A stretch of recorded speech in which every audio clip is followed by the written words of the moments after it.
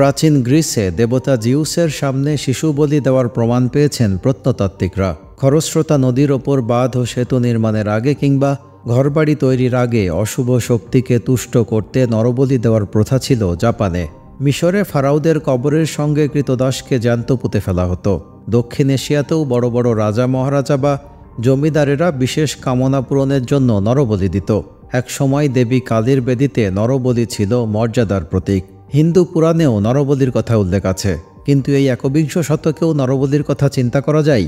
একবিংশ শতাব্দীতে দাঁড়িয়েও ভারতের বিভিন্ন রাজ্যে ঝাড়ফুঁক, মন্ত্রতন্ত্র, তান্ত্রিকদের দাপট চলছে দিব্যি। এসব কুসংস্কারের বলি হচ্ছে অনেক জীবন।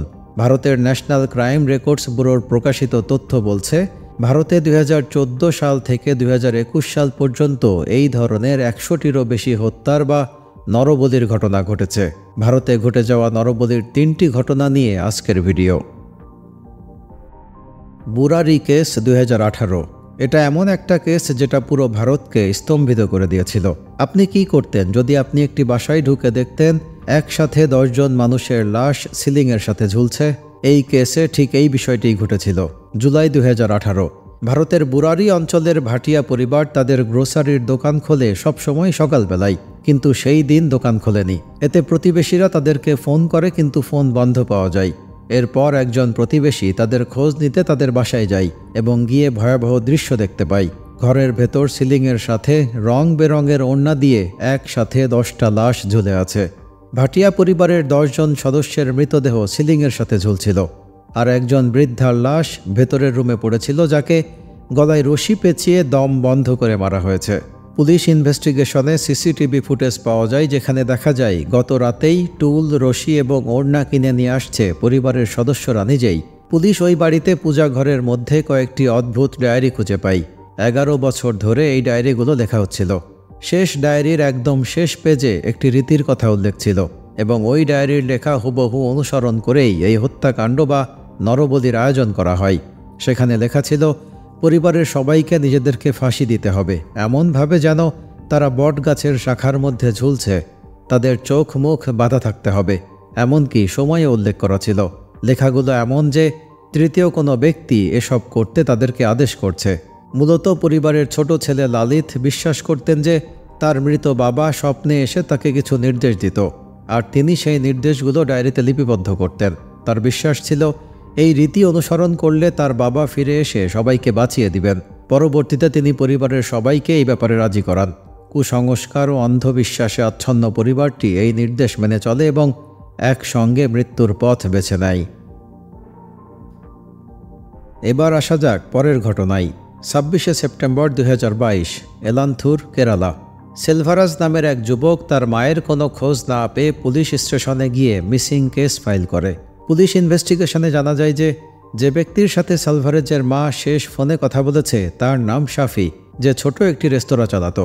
পুলিশ যখন তার রেস্তোরাঁয় ইনভেস্টিগেশনের জন্য যায়, শাফি পুলিশদের দেখেই পালানোর চেষ্টা করে, কিন্তু পুলিশ শাফিকে পালাতে দেখে তার পিছু নেয়, আর কিছু সময় পর তাকে আটক করে। যখনই পুলিশ শাফিকে ধরে, সাথে সাথে সে বলে দেয়, আমি এটা করিনি, আমি মারিনি কাউকে, আমার সাথে আরও 2 জন ছিল। আর এখান থেকেই শুরু হয় কেরালার হিউম্যান স্যাক্রিফাইস কেস, যেখানে 2 জন মহিলাকে বলি দিয়ে টুকরো করে মাটিতে পুঁতে রাখা হয়। ভগবল সিং আর লাইলা সিং এমন এক দম্পতি যারা দুজনেই ডক্টর ছিল এবং সমাজে তাদের অনেক সম্মানও ছিল, কিন্তু কেউ জানত না তাদের ঘরের ভেতরের খবর। তাদের ঘরে বেশ কিছু সময় ধরে আর্থিক সংকট চলছিল। তারা অনেক কষ্ট করে সংসার চালাচ্ছিল। যখন কোনো সমাধান খুঁজে পাচ্ছিল না, তখন ভগবল সিংয়ের পরিচয় হয় শাফির সাথে। শাফি ভগবল সিংয়ের সব কথা শুনে তাকে বলে, তোমাদের সব সমস্যার জন্য দায়ী হলো কালো জাদু। কেউ তোমাদের উপর কালো জাদু করে রেখেছে। তোমরা যদি এর থেকে বাঁচতে চাও তাহলে তোমাদেরকে নরবলি দিতে হবে। একটা অশিক্ষিত লোক 2 জন শিক্ষিত ডক্টর মানুষকে রাজি করিয়ে ফেলে নরবলি দেওয়ার জন্য, যেন তারা আর্থিক সচ্ছলতা পেতে পারে। এভাবেই কুসংস্কার মানুষকে অন্ধ করে ফেলে। নরবলির জন্য শাফি 2 জন মহিলা খুঁজতে থাকে। পরবর্তীতে পদ্মা ও রোজলিন নামের 2 জন মহিলাকে টাকার লোভ দেখিয়ে অন্য কাজ করানোর নামে ভগবল সিংয়ের বাড়িতে নিয়ে আসে। এর মধ্যে পদ্মা ছিল শুরুতে উল্লেখ করা সালভারেজের মা।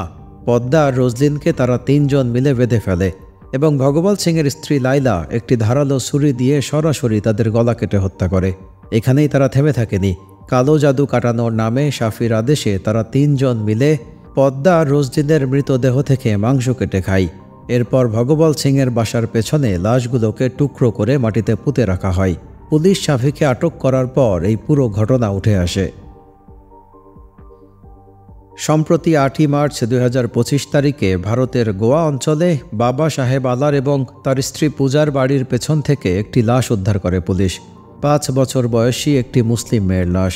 তদন্তে উঠে আসে ওই দম্পতি ছোট শিশুটিকে হত্যা করে একজন তান্ত্রিকের পরামর্শে। তারা নিজেদের সমস্যা দূর করার জন্য বলি দেওয়ার নামে কেড়ে নেয় একটি ফুটফুটে শিশুর প্রাণ।